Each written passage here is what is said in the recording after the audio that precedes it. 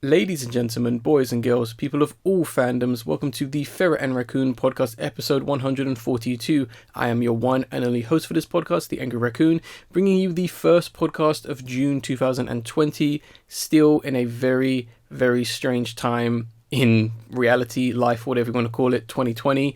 For those of you who still do not know and have the fortune of listening to this podcast outside of 2020 and hopefully in a much better future, the situation regarding the coronavirus slash COVID-19 is still in a very interesting situation, as we've just passed a 2-month mark in which people have been advised and recommended that they stay indoors due to this, due to not spreading the virus. And it's still raging on, unfortunately, as there's lots of talks, mainly in the United Kingdom, about whether or not people should be going back to work, businesses opening back up, and children returning to school. It's a bit of a hot topic situation, which I'm not really going to throw my hat into, but I'm trying to not let it really stress me out, because it is a bit concerning. I'm in a very fortunate situation right now, and hopefully everyone else listening to this is in, or hopefully going to be in, a much fortunate situation. Although it seems a bit it might come across as a bit annoying, people constantly saying stay connected or be positive. It really is the best thing to be saying to yourself and trying to do at this time, because it is a very unfortunate and stressing situation. I want to quickly apologize for any audio in the background you may hear. It's very early in the morning as I'm recording, and the birds are already out. So if you hear birds, that's just nature, which is always nice to hear, and hopefully it doesn't annoy people. But I'm back for the first podcast of June, and it's crazy how fast May flew by, and it's also crazy how fast time flies when you get things done, which I've been really working hard in order to essentially be prepared for the future in terms of like my career, things to do with like video making, this podcast. It's been a lot of planning for the most part, and I'm pretty excited with the things I've kind of created and kind of written down as possible like ideas and plans for the future, given that I don't really have as much to do anymore, given that I'm kind of in a situation where I'm both working and not working, so I have a lot of free time and I want to take advantage of that as much as I can. The main goal before I actually physically end up going back to work is to have all these little things actually taken care of. So for example, I'm working on a compilation video of something I've been doing since January, so eventually that will be edited into several videos, so hopefully look forward to that. If you've watched my live streams, you'll probably know what that could possibly be. But other than that, I haven't really been doing much in terms of like watching things. I've mainly been listening to music. I kind of have a rough list of albums that release in the year that I want to listen to, and I managed to listen to all of them, and so far there have been some pretty decent albums. I'm not going to specify any of them right now, because we may talk about our best and worst so far of this year in a future podcast towards the end of this month, if we can work around some kind of way of getting a few more people on the podcast, even if it's just another kind of via Skype or online chat with, let's say, people like Ace or Ferrets, but we'll see. The only thing I did actually watch over the last 2 weeks, which I really enjoyed, and it's kind of been on my list for a long time, and I'm so happy I finally watched it, was Genndy Tartakovsky's Primal. Genndy, most notably known as the creator, art director of Samurai Jack, as well as doing the, I'm forgetting it, Hotel Transylvania films, I think mainly the first two. Fantastic animator, director. He's done a ton of films, a ton of work. I'm a massive fan of his, of course, and this is his next series, which was airing on Adult Swim. And I will specify before I get into the series, this series is not yet finished. There's only 5 episodes out as of time of recording, with the next 5, I believe, releasing later this year. And the reason I'm talking about this is mainly because I won't be talking about it until probably the end of the year. And this series is fantastic. It gets a lot of things done so perfectly well done. And I don't want to spoil too much of it, but essentially it does revolve around prehistoric times. It does revolve around, not to spoil too much once again, a caveman and his relationship between the world and certain creatures there. And what essentially happens is we do get like these sort of 20-minute mini story, mini adventures, almost mini epic films that follow this almost unnamed and pretty much silent character. This is mostly a silent animation, but it definitely makes up for the silence in very creative and great ways, where when we have scenes of, let's say, just pure fighting, pure brutal violence, it's definitely very punchy. You feel every connection, you feel every impact. And it's definitely a series that doesn't take itself too seriously. There's a lot of shots that are very badass. I mean, for example, there is nothing more badass than man riding dinosaur, for example, but it is a really amazing series. If you're a fan of animation, especially shows like Samurai Jack, or you want to see something that's a little bit more different, it's slow paced in a lot of areas, and there is, once, like I said, no real talking in it, despite it having like 7 voice actors. I would highly recommend this series. It's definitely one of the better animated series I've watched so far in the last couple years, and I know it hasn't finished yet, but I'll be very surprised if they somehow make the next 5 episodes terrible. But it was a nice, I guess, breath of fresh air in the wake of animation not being as awesome this year, mainly in terms of films. I know a lot of films that have released or online have been very underwhelming. Films like The Trolls, Onward, as well as the Scooby-Doo movie have all kind of landed with a flop, and everyone's already forgotten about them. But yeah, definitely go back whenever things look kind of dire. I know they said recently that animation has seen a spike in rise in streaming services, but that doesn't really mean anything when, you know, the quality is so poor, in my opinion. It doesn't mean anything. I mean, shows like the She-Ra reboot are nothing special, let's be honest. It's just people hyping over silliness. But that's what I was watching. Highly, highly, highly recommend Primal. If you do live in England, you can actually watch the first 5 episodes on all 4 at the moment. If not, hopefully there is some kind of physical release, which I would love to buy. But staying with Adult Swim and staying with animation for a while, we're going to talk about a few things which were pretty interesting that happened over the last fortnight, which I'm pretty happy about, as it was essentially announced just randomly that, once again, going back to Adult Swim, they seem to have acquired the rights to the BoJack Horseman sort of spin-off, Tuca Bertie, and they're going to be bringing it back in 2021 for a second season, which is amazing. Especially given that almost a year ago the series was cancelled by Netflix because Netflix has no idea who their audience is, and they would rather throw things at the wall to see what sticks. And if you think that's a very unfair statement, just look at the catalogue of stuff they have. There is no rhyme or reason behind any of the content they have, which, you know, doesn't bode well when you have no idea what's working and what's not. I'm sure they're looking at numbers and going, oh, Stranger Things does well, give it another season. But they're not necessarily looking at the critical acclaim, or at least they never seem to look at critical acclaim, especially given that Tuca Bertie gained mass critical acclaim. So it's a bit bizarre when you think about it like that.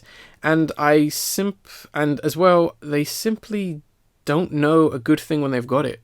Or, well, I guess to rephrase, I'm already messing up the saying. I managed to get the main saying right. They have no idea when they've got a good thing going, essentially, is what I was trying to say before I started stumbling and having a mental block. But Adult Swim is an infinitely better network, in my opinion, and they've essentially picked up the series, which I am super happy for, because in my opinion, you would have to be pretty stupid to say no to the people that created your best series on your streaming service, being BoJack Horseman. Now, I'm not trying to say that Netflix has to abide to the studio or the creators' every whim. I'm not saying that.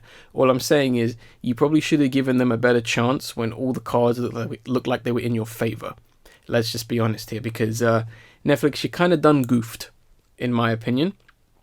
And it's interesting because the situation that Netflix cares so little about this series, as well as many other series that have been cancelled for no real reason other than Netflix going, oh, it's too long of a series.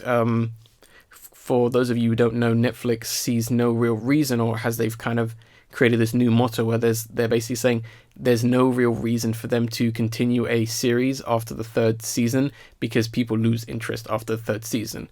Which, yes, I guess that makes sense. You don't necessarily want to be putting in money to something that has essentially lost a significant interest. But at the same time, when you've got fantastic shows getting cancelled for no real reason other than, oh, it hit season 3, better cancel it, that's, I think, poor business practice in my opinion. But as I was going back, it's very interesting that Netflix doesn't care about this series and is just like, oh yeah, we'll let our competition continue the series that people were asking and begging for. They consider Tuca Bertie to be worthless in my opinion, which I consider to be a bit offensive given what the creator of Tuca Bertie did, being the producer and character designer of BoJack Horseman. It's a bit, upsetting in some opinion, but at the same time, I find it kind of, I think it's very hypocritical that they're going to be treating a lot of their shows, especially animated series, as like this, whereas I can go into the whole fact that a lot of their animated series need a bigger budget.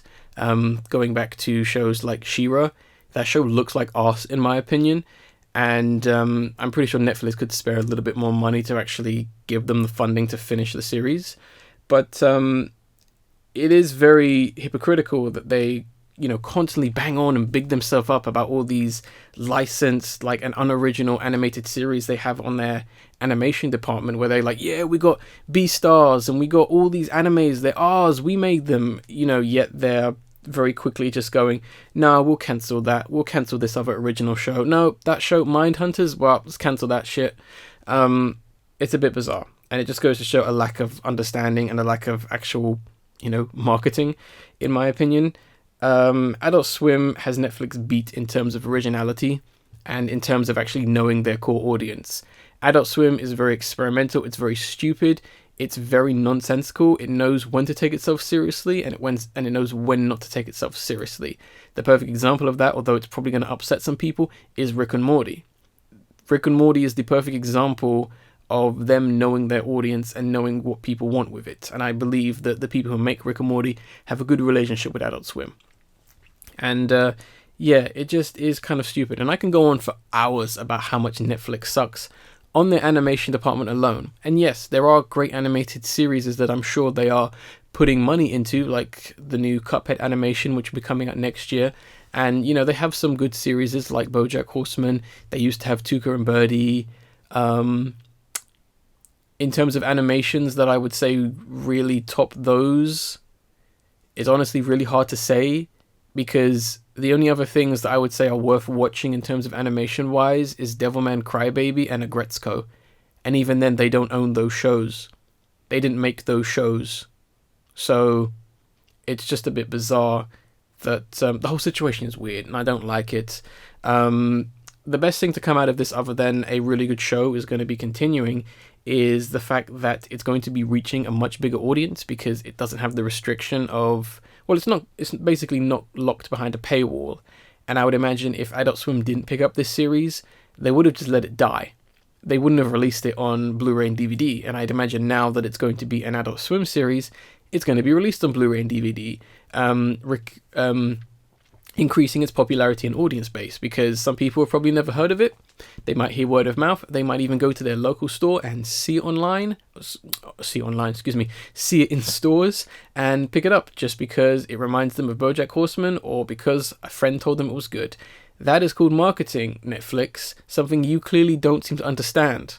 I understand that Netflix doesn't want to release their stuff on DVD because they feel it's going to cut into their profit and not make them special. But here's the thing, you get a studio to do the distributing, and you take a cut of everything that studio makes off the DVD sales. It's not rocket science, even a 20-year-old can figure that out. Netflix is stupid, let's move on before I turn this into a podcast about how creatively bankrupt they are. But we're sticking with animation for this podcast, and it's going to be a fairly short one because I was actually going to talk about some Netflix trailers, but then I said, fuck that, they're stupid. So the next trailer we have is something that I honestly thought had been cancelled, given that it's been almost 2 years since I heard or saw anything about this animated film. But as if by magic, it has essentially seen the light of day, and that is going to be Wish Dragon, which is a Sony / I know there's another studio involved, but it's mainly a Sony animated film being released both in China and America at the same time. This should be interesting. This is the film that I'm a little bit more interested in as opposed to Sony's other animated films such as Connected or Enter the Spider-Verse 2, The Cash-In Grab. Because this film actually looks pretty cool. I mean, it does seem like, I should say that it's essentially an animated film that's very much in line with The Genie and the Lamp, except that it's a maybe more Chinese oriented or inspired or infused story. I believe it is based off a story that the director wrote. The director being, let me find his name, Chris Applehands. Yeah, Chris Applehands. He wrote the original story, which was a book. He's also directing the film and voicing a character. So my boy he's putting in work in this project. And essentially, instead of it being a genie, it's a dragon in a teapot, or it seems like some kind of jade ornament that he opens up and sees the dragon, which you see in the trailer, which I think is pretty cool. And they don't seem to have the biggest budget of films, especially compared to things like Onward.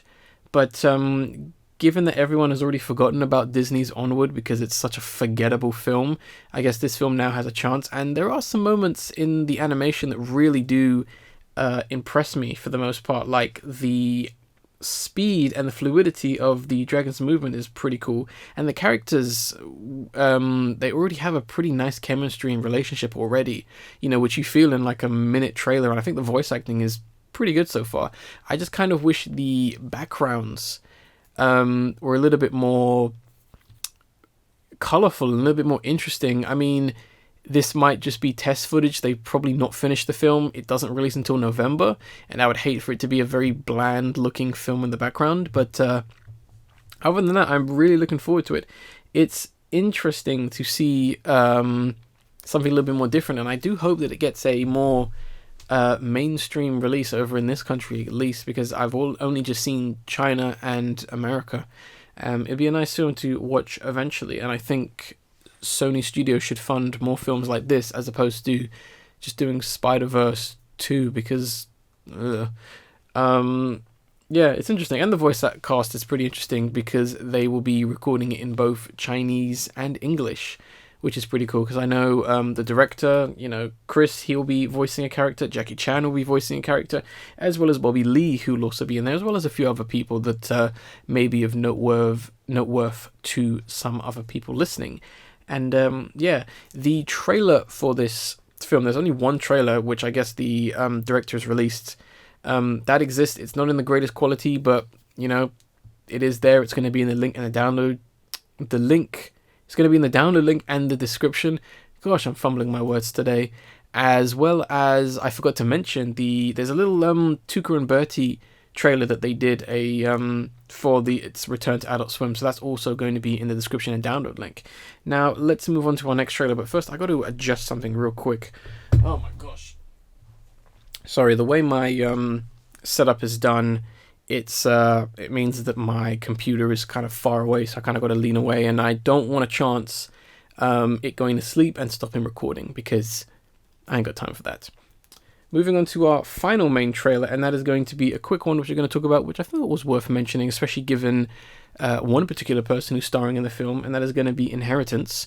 Interesting film, and I mean, it's got an interesting and cool premise where it's like, the father passes away and he's got a lot of secrets, a lot of enemies, and the daughter is kind of inheriting this and discovering that her perfect father isn't as, perfect as he seems, and that's all well and good and interesting and that, but I feel that the trailer was trying way too hard to be like exciting and shocking with the way they were editing and showing certain scenes, when in reality it's most likely just going to be like a slow burn thriller type film, or at least I hope that it's going to be some kind of slow burn thriller suspense, character study thing, which I think is pretty cool. I mean, the concept is neat in terms of, it's shown off in the trailer. There's a guy living underground and he's held captive by her father, and he's like telling her things and she's figuring things out. The only thing about this is it just reminds me, or it doesn't seem like it's going to be as well done as that really popular film. And I'm going to use the air quotations there because I do not want to spoil, I guess, one of the biggest reveals in that really popular film. And I'm sure if you've seen that really popular film, you'll know what I mean. But I'm not going to dare say what that film is. But interesting enough, Simon Pegg seems like he's going to be the main protagonist in this, kind of going for a more Hannibal Lecter / Jigsaw character, which should be a really interesting performance if he can pull it off. I mean, I've never really seen him do a role like this, so that'll be interesting. I wonder if he has the range to do it. It's very interesting. I'll be very interested to see it, because I almost couldn't tell it was him, and I'm pretty sure most people probably couldn't tell as well. But yeah, that is, I wanted to leave that trailer because I thought it was interesting enough, so you can kind of go and see those 3 things. It's a shorter podcast. There were a ton of things I just didn't want to talk about. I didn't think it was that interesting, and I don't like adding filler to this podcast. Sorry, excuse me. If the podcast only ends up being me talking about one thing, it'll only end up being me talking about one thing. I don't like wasting people's time.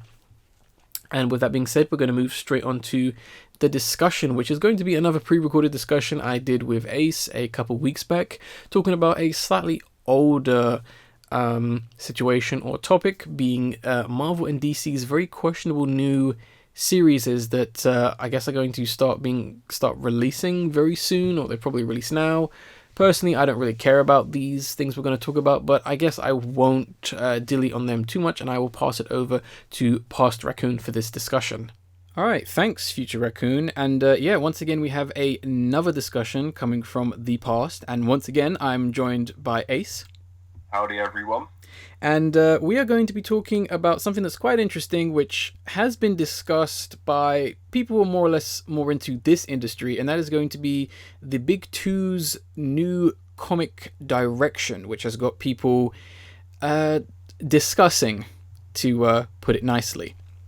Yeah, we'll start with Marvel first. Mm-hmm. Essentially, their comic New Warriors, which is starting a new volume 6. And people have, there's been some controversy with some characters within the team. Mm-hmm. And I'm going to read out the characters' names and see if the audience can catch on to who. I think just before you do, I'm going to put the little reveal trailer in the description as well, and the download link. So if you guys, obviously because it's audible, so you can actually see said character, so that we don't explain every single detail, because this is very much, not to spoil too much, it is very much about what these characters look like, which is maybe the issue. Yeah, so the characters being Screen Time, Snowflake, Safe Space, B Negative, and Trailblazer, which I think anyone on the internet can already pick out the 2 smoking guns, Snowflake and Safe Space, which are essentially negative internet terms referring to, certain social justice individuals, as I believe they're called. I don't know. The terminology has changed so much. Yeah, unfortunately, so many names can be attributed to what the definition of a snowflake or a social justice warrior is. The way I kind of see both Snowflake and Safe Space is a snowflake is someone who can't really take any kind of criticism, especially coming from like an internet culture. Yeah, and I think the other meaning essentially being that someone that thinks they're so special and unique, obviously. Yes, so it can go either way. Yeah. And then you have Safe Space, which is somewhat similar, but it's more or less as a more of a, you could contribute to slightly more cowardliness. You could also consider it to someone who ignorance to some extent, or someone who generally does not want any kind of conflict and will kind of hide behind other ideas or ideologies to some extent. Yeah, and in which safe spaces were originally just a place that people could relax and just get away from the annoyances of things. Which is fine, but obviously with modern day times and changes, obviously the meaning is taken on a slightly more, negative meaning. Everything does. Unfortunately, I mean, some of the stuff we've probably said in the future, in the past of the podcast, might even be considered some racist slur, but hopefully not. Yeah. That's just the nature of progression and time. But essentially, to the things regarding Snowflake and Safe Space, one thing being that the whole team is in itself are a diverse team of superheroes, but Snowflake and Safe Space have such pejorative names, and you'd think that characters that are supposed to be essentially someone to look up to, heroes, protagonists, would have better representative names. Yeah. And the appearance, as we've shown during that trailer, what I don't even know where to start with them. It's really tricky because when I saw these designs, now we're not necessarily going to be throwing shade at the people who designed this, because there could be many reasons why the characters were designed the way they were. It could be down to, you know, just maybe not a strong enough artist or a new artist. It could be down to what Marvel is saying. It could be that this is a focus group attempt to appeal to the biggest demographic audience. It could just be laziness. We don't know. Yeah, there's always my cynical view of why would you create something really good for a company that's going to own it and you get no say in how the characters are once you've left? That's true, but I also argue that with, you know, I completely forgot my argument. Fair enough. I forget what I was going to say, but at the same time, I completely understand what you mean by that. You wouldn't necessarily, you know, put all your eggs in one basket, but at the same time, if you were, I think that what I was going to say was, if you have that kind of thinking anyway, why are you even with Marvel? Money. We need money to live. Yes, I mean, yes, technically that, but as many other artists have proven, you don't necessarily need a company like Marvel to get your character out there. That's completely true, indeed. You can, as of literally right now, you can stop this podcast and you can go and create a character and a comic book, and you could be sitting pretty in the next 5 years. Yeah, yes. I mean, obviously you need writing talent, you need an artist, editor, etc. But you can effectively create your own comic stuff. You can, and if you want to, you should do it. Yeah, definitely do. Indie comics need a bigger surge and a bigger rise, and they need support. Yes, they do.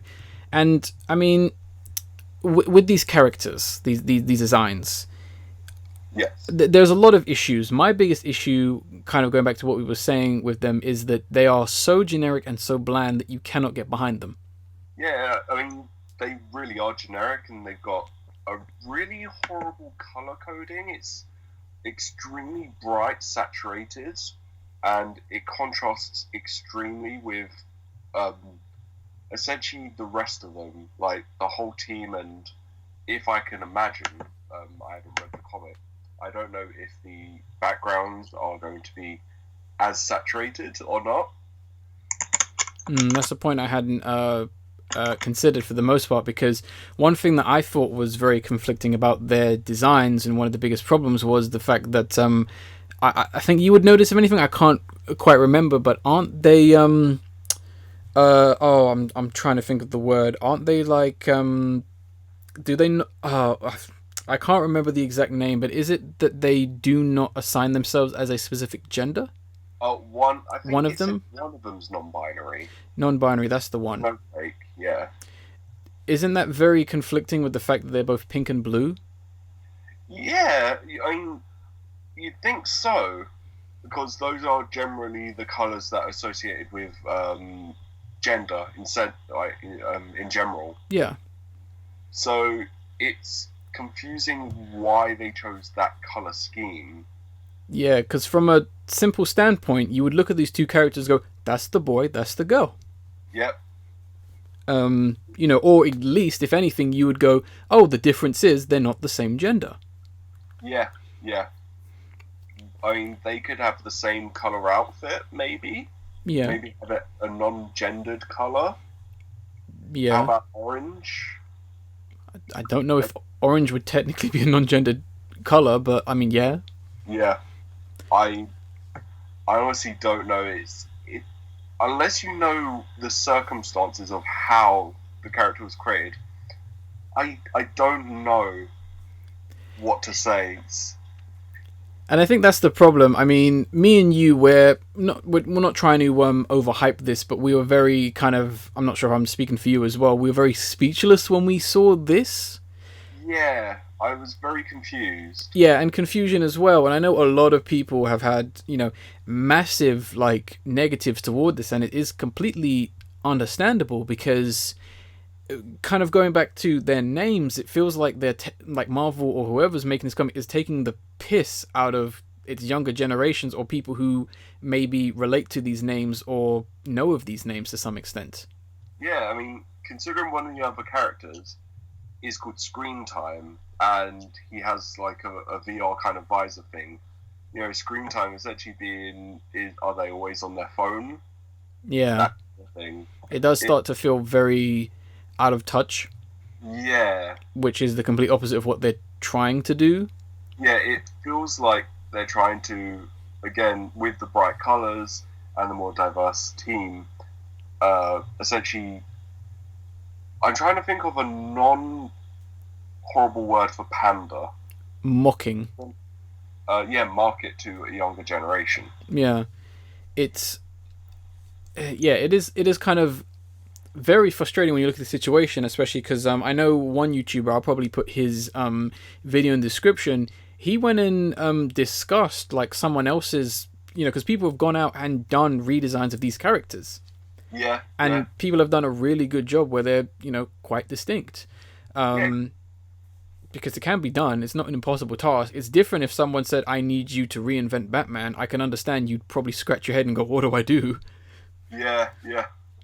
But it's not rocket science. And it was just very disheartening because you look at this and, you look at how very, unrelatable it is, how almost in a very nasty, mocking way it is done. Yeah. Once again, to kind of going back as if it's like, oh, this is all teenagers do. They're just a bunch of idiots. Oh, they got their stupid terms for, how they want to identify themselves. And all, it does seem like it's very mean-spirited. Yeah, it feels extremely out of touch. Yeah, which is a shame because Marvel has some of the most relatable characters in all of fiction. Yeah, I mean, Spider-Man was literally considered the most relatable character of all time for, superhero comics. Yeah, everyone can get behind Spider-Man. Yeah. There isn't a single person who can't. Yeah, exactly. As long as you're a human, you understand Peter Parker. Yeah. And it's a massive shame because, not to say that this can't be done well. It's not to say you can't have a character who, let's say, does spend all his time on the internet or, does consider themselves non-binary or whatever kind of sexual orientation or, sexual preference or whatever you want to do. That can be done and has been done, not just in like comic books, in everything. Yes, there's actually a video I wanted to say that talks about it kind of from that angle. Mm-hmm. It's called Snowflake, Safe Space and Queer Authenticity. It's by Shannon Strucci of Strucci Movies. Okay. It's a very interesting video. It goes through that kind of thing. And one of the things they basically say is, if you are looking for that kind of representation in comics, maybe the big comic-like monopolies aren't the ones to go for. No. Not to say they haven't done, stuff like that, but or good. But we'll put that video in the description down with a link as well for people who want to watch that. Yeah. It's a bit of a shame, and it does kind of go back to this, very nasty theory that people have been coming up with, which I personally don't believe in, but I can understand why people would possibly come to this conclusion that maybe this is Marvel trying to kind of take its hand out of the comic book industry or partly destroy it to some extent. Yeah. Seeing no worth in it now that they, are owned by Disney and, they're not really making that much money from it. Yeah, it's one of those conspiracy theories that I think is a bit too much. They still make enough money for it to be worthwhile. Mm-hmm. One of the biggest monopolies in comics, alongside DC, mm-hmm. and it's not costing them more to do comics than it is to get rid of it. Yeah. They wouldn't profit. Yeah, which is why I don't believe in it, because it doesn't really make much sense. But unfortunately, like I said before, it makes sense why people would jump to the conclusion, because this this comic is just so baffling. Yeah, it's extremely odd. Yeah, you can't, you can't really make heads or tails about it, whether it's like intentional or, intentionally trying to be mean spirited or like coming from a good place. Yeah. Because regardless, it's like you maybe shouldn't have done that. Yeah, and I haven't read it, so I don't know. Maybe something in the comic is good. Maybe. But it already has a bad reputation that isn't going to be going anywhere because comic book fans do not forget. Yeah, I mean, I would say they forget the history of comics, but... But can you blame them? I don't know. Well, I'm not going to be upset if someone doesn't understand, like, the whole backstory of Kraven the Hunter. I'm not going to have a hissy fit at them. I think people forget the origin of Batman as an actual character.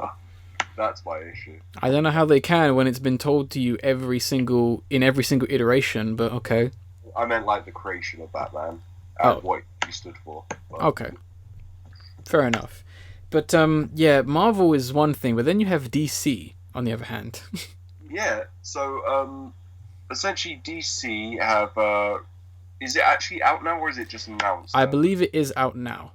Yeah, so they've released a graphic novel entitled Gotham High, essentially being a Batman but high school, mixed with teen drama and angst.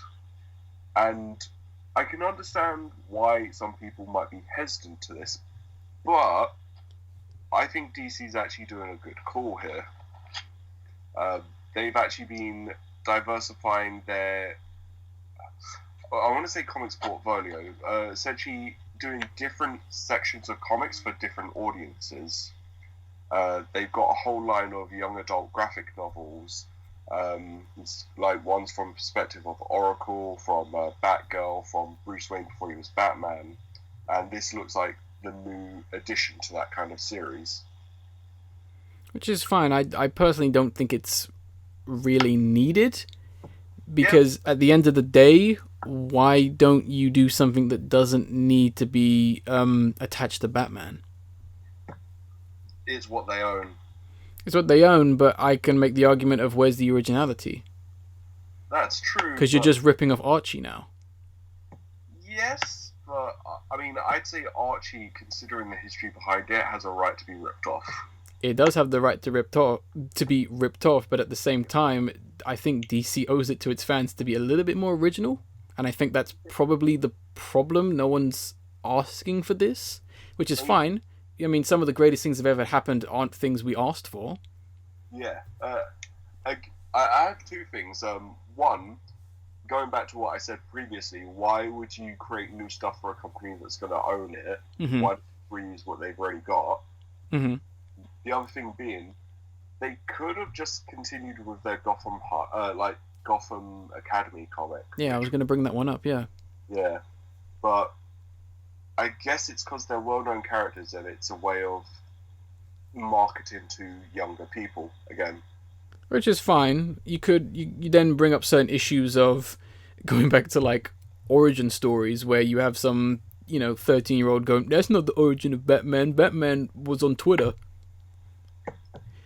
I mean, it's like that with every generation. I mean, the amount of people who are like, oh yeah, this Batman ripped this off. People do that. People don't realise when they're young what came first or what's inspired by what. Oh yeah, I get that. It always happens. It's like people saying that Tomb Raider ripped off Uncharted. That's probably the funniest one. Exactly. They don't know the history of it. Then they learn, Or they don't. I mean, yeah, but then you can just ignore them because they're not doing their research. Yeah. It's true. I mean, this, the Gotham, I get confused. Is it Gotham Academy or Gotham High? Huh? Gotham High. Gotham High. It's not offensive. No. In any way. It looks really stupid. Yeah. And I read it, so... You have or you haven't? To young people. Yeah, it just looks like Archie, and we already know how good the Archie TV series is. Oh man, Riverdale is... amazing. Imagine Twin Peaks, okay? Yeah. Now imagine you had J.J. Abrams behind it. Oh, it's a masterpiece right there. And imagine if you just had the most confusing lighting ever. That's it. That's Riverdale, and it is a beautiful mess of why am I watching this? They should title that, like, I can't see. Riverdale, I can't see. Yeah, exactly. Because you don't know, you're watching it and you're like, is that Archie? Or is that Jug? Who is that? Sabrina? Just the sheer amount of neon in Is there. that a boy or a girl? You know, you just can't tell. Yeah, it's a bizarre thing. And that's the thing, when I see this comic book series, I'm like, why are you trying to rip off that? I mean, they might just be ripping off the Archie comics instead, something that's actually interesting. If that's the case, then I'm sorry, Archie fans. Then this new Gotham Academy is just gonna be boring. Then It's possible. it's fine. It was a bit stupid. I'd rather them not do this, and I'd rather them just do something a little bit more original, like the other one, which was Gotham Academy, yeah. Academy, which was way more interesting. Yeah, that actually had some fun stuff in there. Had some fun stuff. I'd rather them just do that, but I understand that for a big company it is very hard to take creative risks because obviously you can get burnt immediately. Yeah. I get that, but you already took a risk and it was a success. I don't see why they are, jumping 8 steps back and doing something that no one asked for and something that will be forgotten about immediately. Yeah, I mean, again, I am happy that they got all these different I can't think of the word, different sections of the comics that are being sold to different people. So they've got like their the ones that are more mature content. They've got the younger ones, which is Wonder Comics. They've got the more odd stuff, which is Young Animal. And I'm happy that they're separating them in these ways, so you know what's being targeted towards who. Which is fine. Yeah, I like that. It's a smart thing. It's fine. It's how you build a monopoly. Yeah, exactly. I don't necessarily have a problem with that. It's just when you look at it and what it like stands for, it does come off as very bizarre, and it's completely understandable why people are upset about this. Yeah. I mean, Batman is not going to be replaced by this, obviously. No. And, I'm sure he never will, but at the same time, it just seemed like, compared to what they could have done, it still seems like it's very just meh. Yeah. Because, much like the Batgirl and the Academy, it would be better if they just focused on, maybe just one aspect, one character. It's fine with Academy where it was just like, hey, Batman might appear. Yeah. I would prefer if maybe, I think it would be much better if it was like, hey, it's that kid who knows Batman. Let's pester him. I understand. And then maybe Batman might appear, I don't know. Oh, if you stop bullying me, I'm going to get Batman on you. That would be a more interesting story. And then you can, much like The Walking Dead, you can just have it go on endlessly. Oh, God, yeah. In a good way. Not to say The Walking Dead is bad, but in a good way you can have it just keep going. I will say the last 2 seasons of Walking Dead, they actually have a new showrunner, and it's actually been interesting. Yeah, well, that makes sense. Season 2 and 3 were oof. Maybe not 3 as much, but definitely 2. Yeah, they actually have horror in the current series. What? I know, and there was clearly some Friday 13th inspiration in one episode, which was nice. Fair dues. Yeah. Fair dues, but yeah, it's this was in kind of considering the fact that COVID-19 is still very much a big topic in 2020, and then you have these 2 bombshells hitting the comic book industry. Of course, it was going to be a talking point. Yeah, it's a weird one. Everyone's trying to target towards a younger demographic, and people are going to do it in some odd ways. Yeah, I think the thing that upsets me the most is people are going to keep pandering, and they're just never going to learn. Yeah. Sometimes you don't need to pander to everyone because you cannot please everyone. No. And I understand with these 2 examples, they're not necessarily appealing to everyone. Yeah. But I'm pretty sure at some point when they focus grouped this, they were saying, okay, so the target audience is going to be young, but stick Batman in there so that we get everyone else to read. Yeah. Which, there's nothing necessarily wrong with that, but it's going to rub people the wrong way. You can't have certain establishments and certain ideologies and then basically, present people with, I don't know, weaker minds or whatever you want to call it, and kind of go, oh no, Batman's this now. Yeah. It's going to upset some people. I'm not saying people are in the wrong for disliking it, and I'm not saying people, are in the right for thinking it's a good thing. I'm just kind of saying it was going to rub people the wrong way. I mean, we are slightly indifferent about it, but it's still a very odd situation coming from both our perspectives and both for what we, think of it. Yeah, I think with me, it's just a case of Batman has had so many different interpretations that they just all blow past. It's like, okay, yeah, I'm not surprised they do this now. Mm-hmm. I can't wait for, Gotham Babies. That's going to be great. I was trying to think if they had done something like that, because I know that, but then I thought it was A Babies and X Babies, which were drawn by Scott Young, I believe. Yeah. Yeah. Which is fine because he has a very silly style in terms of illustration and writing. Yeah, I don't think there has been a Batman one yet. But it's coming. Well, I remember I can't remember if it was the 40s, 50s, or 60s. There was the time where Batman got put into the body of a baby, and he was Bat Baby, which is hilarious. Just fine. That's the 60s or 70s. And he's got that weird little German kind of dungarees thing, which is hilarious. I'm not quite sure what that is. I'll send it to you. Oh, please do. Yeah, it's interesting. It's coming. I mean, the one thing I'll kind of end it off with is that the reason why I was mainly worried about this kind of thing, and it's not necessarily what a lot of people are pointing out, is that typically when, mainly more or less in, let's say, series like cartoons, when a series has been going on for so long and is kind of running out of steam, they usually do something like add a smaller, cuter character into the series or make a drastic change. Yeah. And this kind of reminded me of that.